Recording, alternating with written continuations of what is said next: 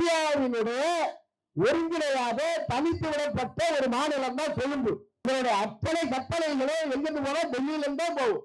அப்போ இந்திய கடற்படையும் நீங்க சேர்த்துக்கணும் கவனத்துல. அதை தாண்டிதான் ஒரு கிழக்கு பகுதிக்கு போகணும். அப்ப ராணுவம் எப்படியாவது இவரை கடலில் முற்றுகையிட்டு கைது செய்யணும்.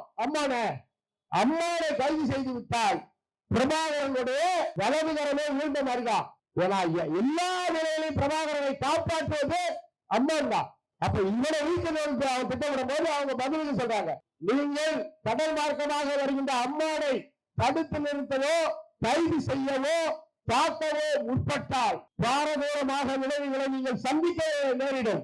நாங்கள் தாக்குறோம். ஏன்னா அது சண்டை இருந்த காலம். நாங்களும் தாக்குவோம் அப்படின்ட்டு ஒரு பெரிய கடல் புலிகளோட போறாரு. போய் அங்கே தங்கி மாயக்கடலை தங்கி அந்த பகுதியினுடைய அந்த பலவீனப்பட்டு போன கிழக்கு பகுதியினுடைய புலிகளுடைய அந்த வல்லமையை அங்கே நிறுவி மீண்டும் ஒரு கட்டமைப்பை உருவாக்கி விட்டு மீண்டு வருகிறார்.